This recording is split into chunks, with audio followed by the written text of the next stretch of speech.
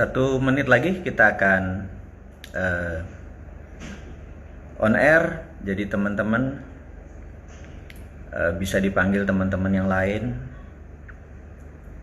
Semoga bisa bergabung di acara yang sangat simple, sederhana, hanya membuat supaya kita selalu waras aja. Jadi kita tahu di masa stay at home ini ada hal yang lebih berat daripada masalah ekonomi atau berbareng dengan masalah kesehatan. Jadi kesehatan itu ada dua, ada kesehatan fisik, ada kesehatan psikis gitu ya. Saya saat ini dengan adanya acara ini sebenarnya lebih membuat forum silaturahmi kita agar kita kesehatan psikis kita tidak bermasalah. Jadi banyak sekali teman-teman yang punya masalah di rumahnya, bukan berarti masalah hubungan, tetapi tidak semua teman-teman punya tempat khusus untuk bekerja. Jadi work from home itu malah ngerepotin gitu ya. Jadi saya pikir pertama 3 minggu yang lalu sewaktu organisasi kami memutuskan untuk work from home, termasuk Santara, akhirnya ternyata di rumah tidak simple. Akhirnya kita malah dibalik. Teman-teman Santara sudah tinggal aja di kantor Santara gitu. Jadi kita balik. Jadi bukan work from home, memang kita never go back home gitu ya. Jadi teman-teman, kita akan mulai dengan mengucapkan Bismillahirrahmanirrahim dan Assalamualaikum warahmatullahi wabarakatuh bagi sahabat semua dimanapun Anda berada. Tema hari ini sederhana, UKM dan Corona. Jadi Santara adalah perusahaan yang mendedikasikan diri untuk pengembangan UKM. Dan saya tahu teman-teman semua lagi berat saat ini, bingung urusan PHK karyawan atau tidak, apakah winter ini masih lama atau sudah sebentar lagi lewat, apakah Corona ini di ujung selesai atau ini jangan-jangan belum mulai gitu ya. Anda mau ngapain, kita mau ngapain, kita share di informasi di video ini. Jadi sahabat semua, saya buka dengan bicara ngalor ngidul sambil menunggu teman-teman yang lagi bersiap-siap mungkin memanggil temannya. Saya menceritakan sesuatu yang membuat saya sedih 14 jam yang lalu gitu ya. Tadi malam begitu jagoan saya Mr. Bernie Sanders menyatakan mundur, drop out dari kandidasi, dari pencalonan dia untuk Presiden Amerika dari Partai Demokrat. Saya kepukul, dalam artian bukan kepukul saya bete, saya sedih, bukan seperti itu. Tapi karena saya tahu bahwa Bernie Sanders dan saya secara pribadi satu mazhab. Kami berguru sama-sama ke Profesor Michael Hudson. Kami mempelajari Modern Monetary Theory. Sudah 10 tahun MMT itu menjadi latar belakang berpikir saya. Lahirnya Modern Monetary Theory itu pun dipromot oleh Bernie Sanders sebagai solusi bahwa dia anti perang, anti Trump, anti globalisasi ala Trump, dan dia akan merubah dengan Green New Deal. Green New Deal adalah new concept dari dunia, di mana dia akan printing money tapi bukan buat perang, tapi buat eco atau buat fight for environment. Saya dukung dia sejak 2 tahun yang lalu, dan saya berharap 2020 dia bisa menjadi orang nomor 1 di Amerika dan itu menjadi game changing. Udah nggak ada corona lagi, udah nggak ada war lagi, tidak ada perang dengan Cina, tidak ada perang lagi dengan Rusia, tidak ada perang harga lagi dengan Saudi yang 40%-nya saat ini menekan dunia dengan harga murah. Saya harap itu semua selesai, semuanya yang tadinya saling kompetisi menjadi saling kolaborasi. Itu mimpinya saya yang melalui Bernie Sanders. Tapi dunia punya skenario lain. Bernie tidak didukung oleh 300 electoral vote yang saat ini dimiliki oleh Partai Demokrat. Mereka lebih milih Joe Biden. Jadi saya tulis hari ini di sosial media bahwa Joe Biden waktu 3 bulan yang lalu masuk, kita analis intelijen pertahanan khususnya di bidang ekonomi di dunia ini. Saya berhubungan sama teman saya di Inggris, Mr. A, kemudian berhubungan di Rusia, berhubungan sama beberapa negara. Sering menjadi diskusi kira-kira mau kemana Joe Biden ini dan siapa di belakangnya. Jadi kita selalu melihat siapa di belakangnya. Dan Trump waktu itu langsung ngamuk-ngamuk dan berusaha mencari masalah. Dia ngorek-ngorek bahwa anaknya Joe Biden adalah bagian dari konspirasi farmasi. Saya tanda petik dunia farmasi. Dan Joe Biden kita tahu adalah komisaris di banyak perusahaan giant pharmaceutical company. Begitu juga Obama. Jadi kita tahu, sekedar mengingat sejarah teman-teman sebelum kita masuk ke pelajaran tentang UKM. Kita belajar sejarah dunia dulu at the present moment gitu ya. Jadi Obama dan Joe Biden selama 8 tahun mereka menjadi administrasinya memegang Amerika kemarin. Darling mereka adalah, produk utama mereka adalah Obamacare gitu ya. Kalau Chief Sandi misalnya OKOC gitu ya. Kalau Bosman ini adalah MMT, Modern Monetary Theory. Jadi ada TINA, there is no alternative, bunga akan 0. Ada Sovereign Wealth Fund, di mana seluruh mineral akan jadi underlying untuk printing money. Dan printing money berbasis project. Dan terakhir yang saya belum announce adalah Tiara gitu ya. Itu cuman konsep-konsep saja. Jadi balik lagi ke Obamacare. Darlingnya Obama adalah Obamacare seperti BPJS-nya di Indonesia. Hanya kalau Indonesia itu kan apa-apa heavy on government. Jadi karena itu pemerintahnya berat. Ini bergerak pemerintah, ini bergerak pinjam utang, ini bergerak kayak gitu itu ya. Tetapi kalau Amerika, negara-negara ini adalah negara swasta. Jadi di Obamacare yang panen adalah rumah sakit, dunia alat-alat kesehatan, para dokter, medis, termasuk farmasi. Jadi big farmasi panen tajir melintir tir gitu ya. Nah begitu Trump naik, ditebas semua itu, dilibas semua yang ada hubungannya sama Obamacare. Jadi pharmaceutical company nggak dapat seperti waktu itu. Dunia medik sekarang berat gitu ya di Amerika. Dan apa darlingnya Trump? Darlingnya Trump adalah military industrial complex. Jadi dia memang perang. Jadi Koch Brother di belakang dia, Boeing di belakang dia, Lockheed di belakang dia, GM di belakang dia, GE di belakang dia, Zabata Oil and Gas, semua di belakang Trump adalah incumbent. Jadi incumbent itu yang memegang fossil oil, yang memegang batu bara, itu adalah pengusaha-pengusaha incumbent. Dan mereka nggak mau melawan jadi musuhnya ada dua nih. Bernie dengan new konsepnya Green New Deal terhadap lingkungan hidup, kemudian Obama dengan tim adalah dengan pharmaceutical dan health gitu ya.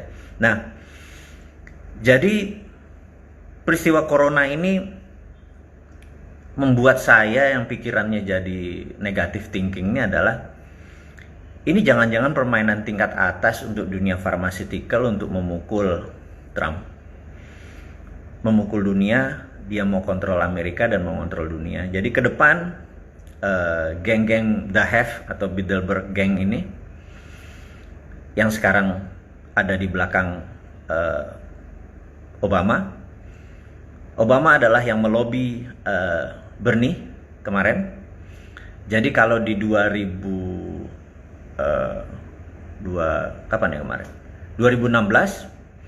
Hillary minta Bernie Sanders mundur, Hillary Clinton. Makanya saya sebut dia adalah unknown devil. Dan saat ini yang minta Bernie mundur adalah Obama.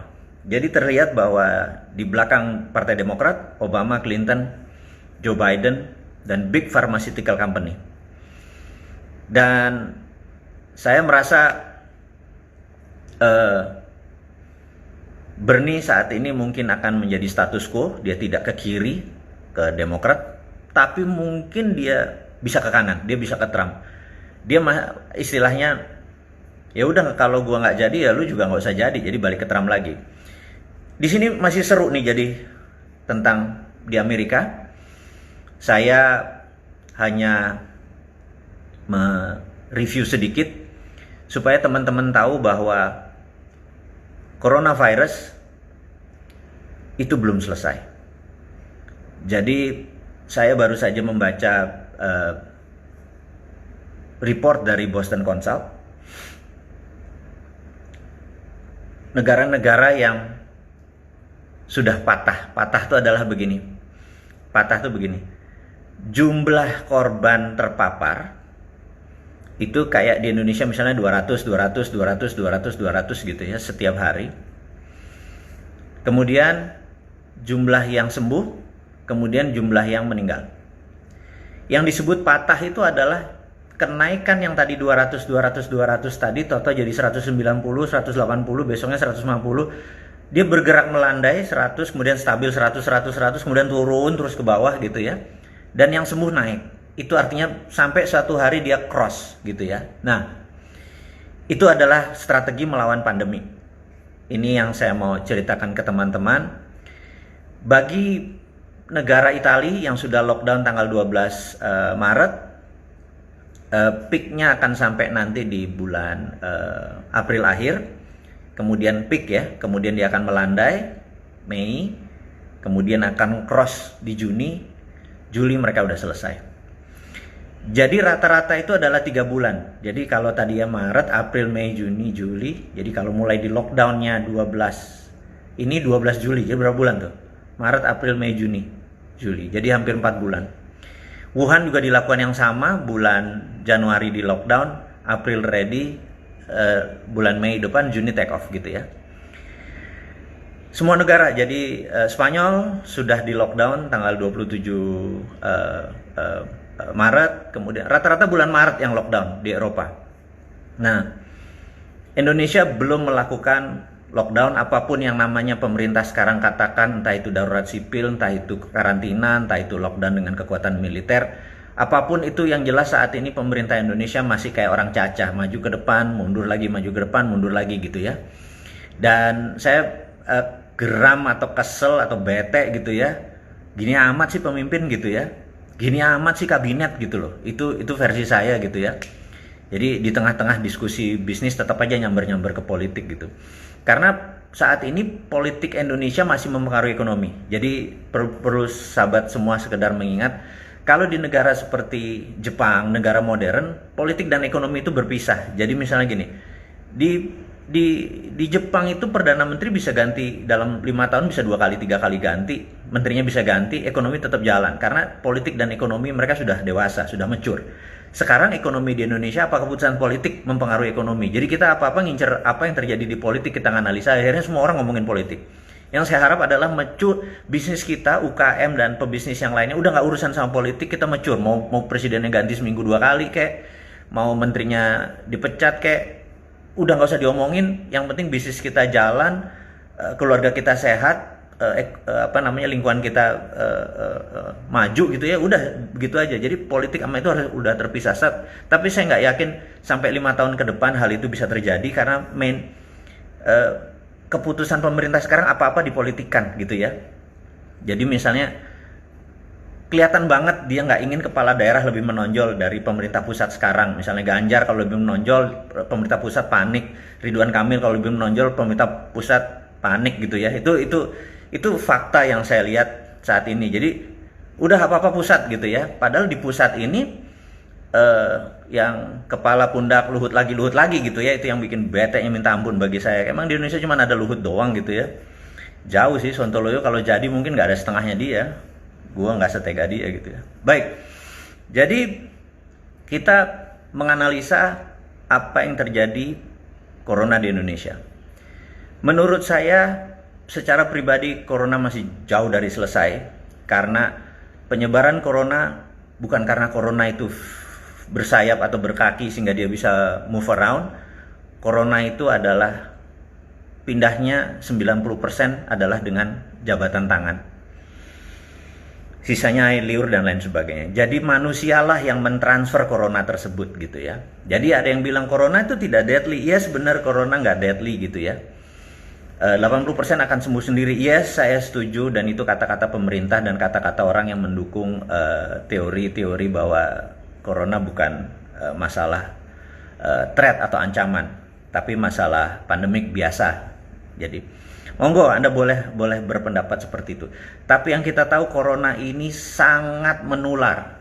Sehingga kalau menularnya lebih cepat daripada demam berdarah, misalnya demam berdarah kecepatannya harus dengan nyamuk gitu. Kalau manusia dengan manusia itu cepat sekali. Kecepatan ini bisa 10 kali dari kecepatan demam berdarah. Dan jadi apakah bisa selesai dengan cepat? Enggak, kalau tidak lockdown. Jadi sebenarnya gini, saya mengusulkan bahwa 3 hari ke depan ya, 10, 11, 12 kalau perlu, secara nasional, secara pribadi, nggak usah ngarepin pemerintah, kita mengadakan self lockdown. Bener-bener 3 hari itu nggak keluar bener-bener gitu ya, di seluruh Indonesia, terutama di wilayah pandemik. Secara teori, dia nggak akan bertahan 24 jam berada di luar, pasti habis. Nggak usah pakai disinfektan, pasti habis sendiri. Apalagi Indonesia lebih panas dari daerah subtropis. Habis itu negara harus melakukan selected karantina di beberapa wilayah. Kasih waktu 1 bulan. Saya yakin akhir Mei selesai gitu ya. Kalau enggak, saya ingat kata-kata Jenderal Norman Schwarzkopf. Saya ini membaca buku, berdiskusi di dunia militer, dunia pertahanan, dunia intelijen ini kayak gitu ya. Norman Schwarzkopf itu mengingatkan perang yang benar, perang yang baik dan benar adalah perang yang cepat gitu ya. Karena mereka belajar, Amerika belajar. Jenderal Norman Schwarzkopf adalah pemimpin Jenderal Bintang 5, Panglima sewaktu Perang Teluk. Dia belajar bahwa sewaktu perang di Vietnam, Amerika itu kalah. Jadi Amerika membela Vietnam Selatan, Vietnam Utara komunis, Vietnam Utara menang, dan sekarang Vietnam dipegang komunis gitu ya. Dan kenapa lama? Karena perangnya 7 tahun. Jadi di setiap perang-perang kecil mungkin dia menang, tapi ekonomi, mental, dan lain sebagainya membuat Amerika kalah. Kemudian Amerika kalah lagi di Korea Utara. Amerika go home di perang Korea. Kemudian perang terakhir yang Amerika kalah adalah perang melawan Mujahidin. Jadi di Afgan dia kalah, di Somalia dia kalah. Itu karena perangnya lama, bertahun-tahun. Dan perang dengan Timur Tengah, mereka nggak bilang kalah, tapi mereka go home. Dari Irak mereka pulang segala macam. Zamannya Obama udah ditarik karena rugi besar. Jadi perang kalau lama itu merugikan. Nah, sama perang lawan Corona itu juga perang. Jadi perang itu ada 3 macam. Conventional war 1000 lawan 1000, guerrilla war adalah 1000 lawan 100. Kalau cell war atau perang sel adalah 1000 lawan 1 atau 1.000.000 lawan 1. Saat ini kita perangnya adalah perang sel, 1.000.000 lawan 1. Anda nggak tahu di mana itu selnya. Jadi caranya memenangkan perang lawan sel adalah yang 1 juta ini diam. Dia nongol sendiri atau dia mati sendiri gitu ya. Nah, saat ini pemerintah Indonesia tidak menyatakan ini sebagai perang gitu ya. Jadi kalau perang dalam bahasa bernegara itu masuk kategori threat atau ancaman. Jadi kalau dia menyatakan ini pandemik adalah ancaman, maka tindakannya adalah lockdown dan militer gitu ya. Tapi karena dianggap pandemik, ini adalah hanya health security, maka polisi yang megang gitu ya. Dan ini saya merasa ada kekuatan lagi di sini yang bermain. Coklat hijau main nih apa segala macam nih, pengen anggarannya saya capek ngurusin begini karena terlalu berpolitik negaranya gitu ya. Kita ini UKM, kita ini pengen hidup, kita ini pengen bahagia, kita ini pengen sehat gitu ya. Kita udah bete sama orang di depan sana yang ngomongin politik, takut Anies maju lah. Emang Anies kalau maju udah pasti menang gitu ya.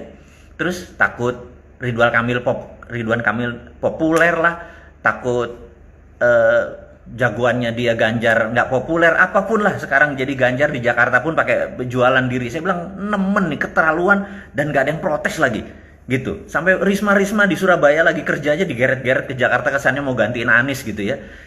Itu kayaknya nggak gitu-gitu amat gitu. Ini yang saya mangkelnya. Jadi saya tidak anti sama individu, nggak anti Jokowi, saya nggak anti individu. Saya itu adalah merasa sistem bernegara kita ini salah, cuman gitu doang gitu ya, sehingga masuk ke ekonomi. Oke, jadi kita tidak berbicara lagi politik, ini hanya beri bumbu aja supaya lebih seger aja daripada kita terlalu berilmu gitu ya. Baik, kita akan masuk lagi ke corona gitu ya. Jadi corona saat ini belum selesai, winter not yet come gitu ya. Sementara perangnya akan panjang. Jadi karena perang panjang, saya yakin Anda punya kantong harus siap. Ini kantong Anda dalam sekali. Jadi saya sarankan saat ini kalau Anda punya uang di bank, tolonglah 10-20%-nya bawa tunai di rumah deh gitu ya. Terus kemudian jangan macam-macam. Anda bilang, waduh ini saham turun sebaiknya kita beli atau kita ganti dolar. Jangan gitu ya. Itu saran saya. Jangan dulu. Sabar. Perangnya masih panjang. Sekali lagi saya ingetin, perangnya masih panjang. Apa yang terjadi kalau peaknya, ini belum peak loh. Peaknya ini bulan Mei. Maka semua negara kita udah cek. Kalau setelah peak itu 3 bulan baru zero, baru hijau. Setelah itu 6 bulan ekonominya yang ngurusin dalam negeri. Saya ulangi lagi.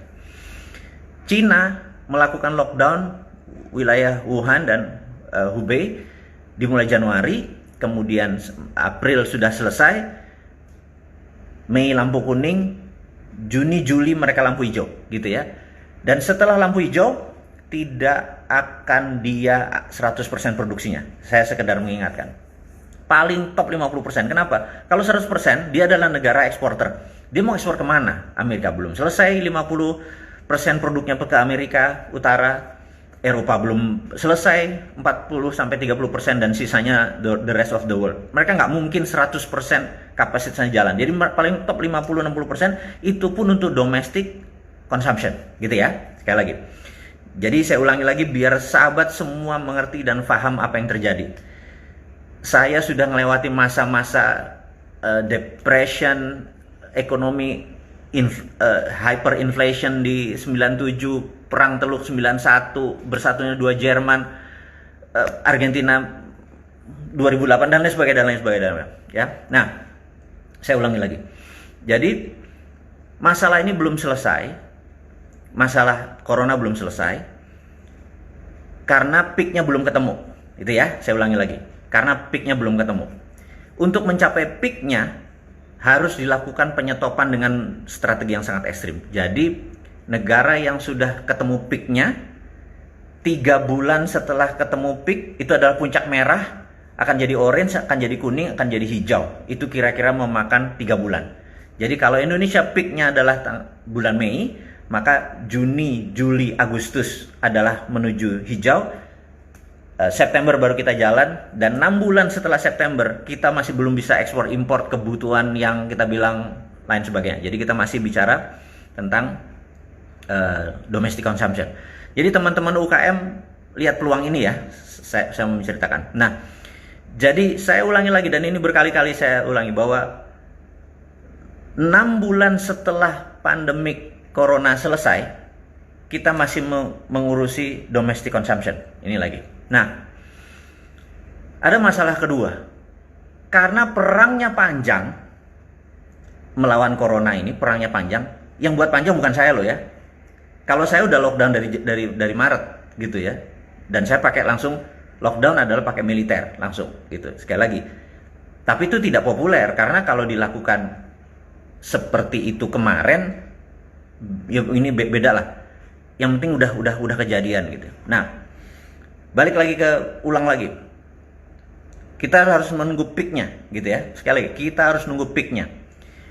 Anda sekarang berpikir atau berdiskusi, monggo, peaknya kapan ya kira-kira, gitu ya. Karena dari peak itulah momen kita melakukan sesuatu. Corona sebentar lagi selesai. Saya nggak yakin lebih dari 4 bulan, itu feeling saya. Tapi, gitu ya, tapi ada masalah kedua, badai kedua yang lebih powerful dari corona, yaitu masalah PHK dan unemployment, gitu.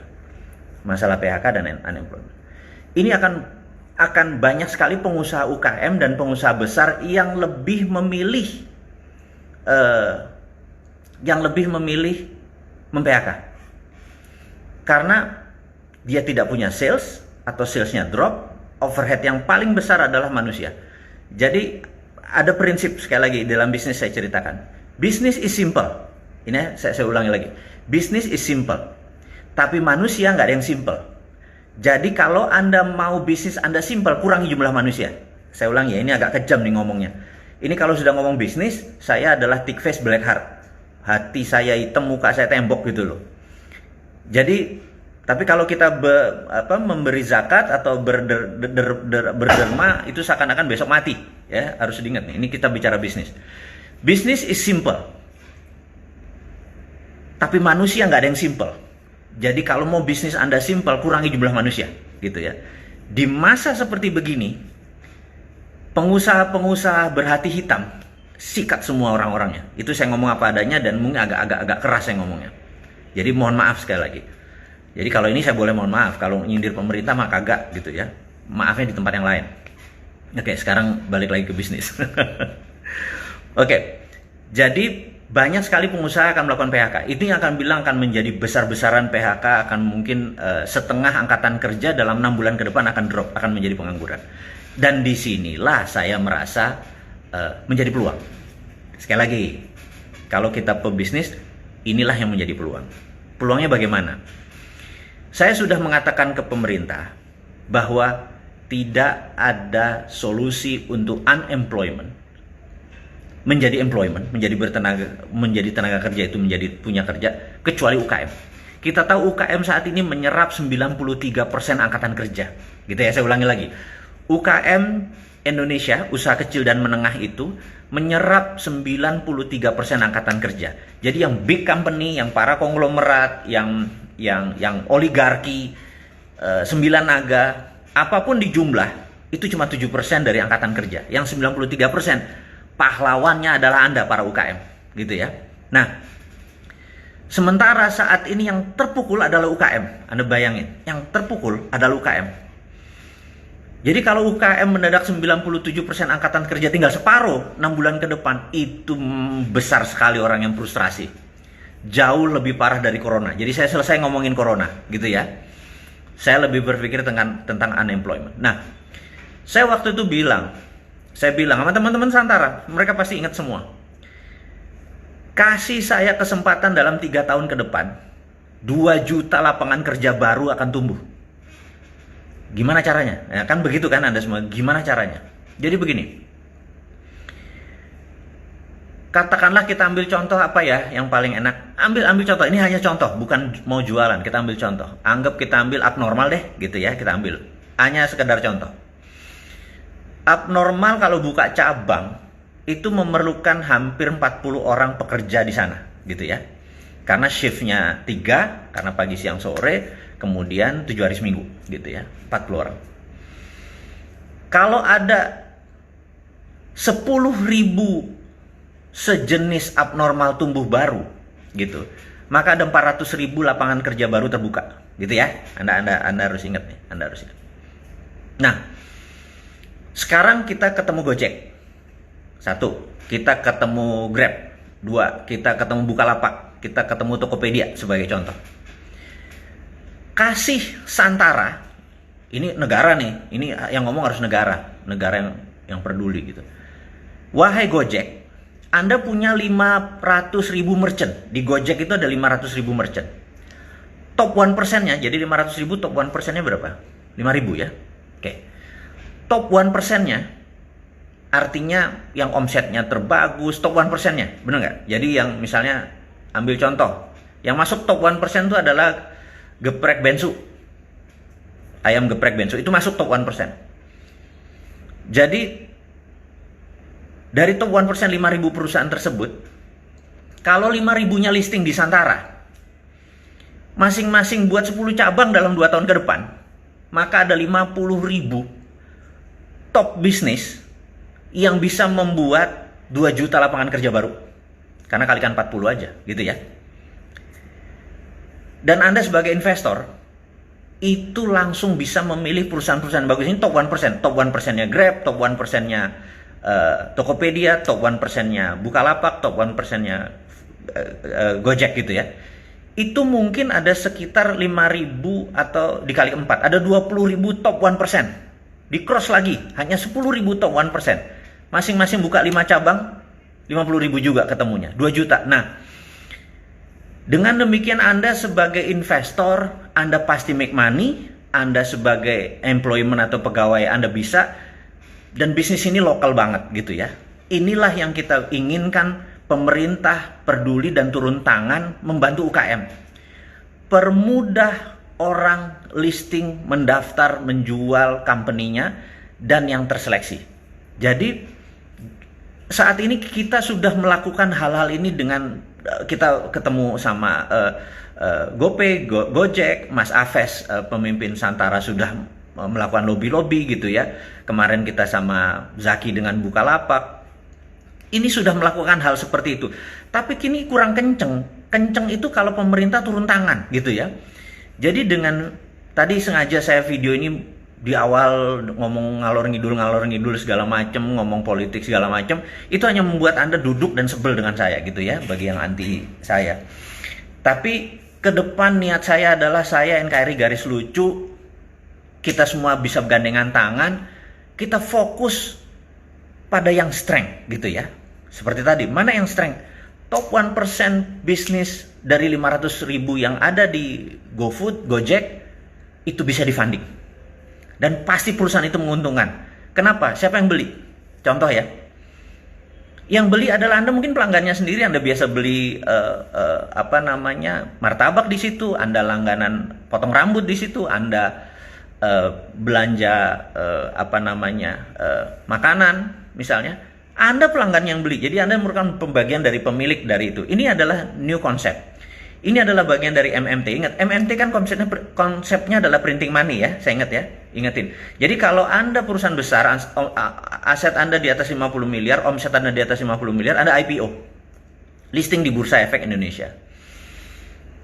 IPO itu adalah printing money sebenarnya. Saham Anda ambil jadi duit gitu ya. Nah, bagi Anda UKM, kalau Anda mau printing money, saham Anda ke Santara. Gitu. Jadi, sekali lagi, saya tawarkan kepada sahabat semua sebagai investor. Peluang ke depan nih sebentar lagi kita pilih nih. Karena ini cuma 6 bulan masalah corona, setelah itu back to business. Dan masalah bisnis ada unemployment yang paling besar. Saya harap dalam 3-4 bulan ke depan pemerintah sadar bahwa ada Santara loh yang sudah siap. Sejak 2 tahun yang lalu, memang ini adalah masalah yang akan terjadi. Dan ini panen nih Santara. Ini kalau Anda sebagai investor Anda panen, Anda sebagai UKM Anda panen. Gitu ya. Udah mulai kebayang. Jadi teman-teman, di penghujung diskusi kita kali ini, saya berharap Anda, kalau Anda perusahaannya udah lebih dari 2 tahun, pembukuannya bagus, omsetnya bagus, mungkin agak turun sedikit di masalah corona, nggak apa-apa. Kirim segera bisnis plan Anda ke Santara.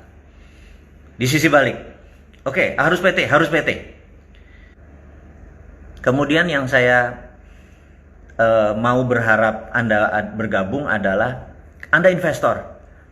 Uang Anda sekarang di rupiah terdepresiasi, bener nggak? Dengan melemahnya mata uang kita terhadap dolar, deposito bunganya kecil.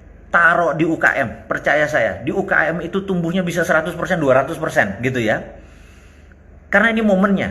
Dan pilih yang tidak ada unsur import atau bergantung importnya besar. Pilih berbasis sumber daya Indonesia. Jadi Sebentar lagi itulah yang akan kita luncur. Mungkin sekali luncur langsung 100 kali langsung di Santara. Di mana Anda bisa pilih nanti. Pesan dulu ya, bukan pilih. Pesan dulu mana yang Anda minat, 5 juta, 2 juta, 10 juta, terserah Anda taruh. Inilah yang akan kita lakukan segera. Jadi kira-kira nanti bulan Juli, di mana Santara berusia 2 tahun, kita akan besar-besaran melakukan kampanye. Tapi sekali lagi yang kami butuhkan adalah Anda, UKM-UKM yang unggul. Kedua adalah investor-investor yang sudah capek dengan riba, yang sudah capek nggak mau terima bunga bank lagi, yang sudah capek dengan sistem perbankan yang pelit, yang kita naruh duit di sana tapi minjem nggak bisa gitu ya, yang merasa uang Anda bekerja kurang keras. Santara adalah tempat your money work harder. Tapi sekali lagi, pilih investasi yang cocok buat Anda dan Anda kenal. Anda kenal biasa di dunia food, Anda biasa kenal di dunia pertanian, pilih yang Anda kenal. Jadi teman-teman, saya rasa nggak lama pembicaraan kita hari ini. Mudah-mudahan faedah diskusinya. Mohon maaf tadi kalau ujung-ujungnya ada menyinggung sana, menyinggung sini.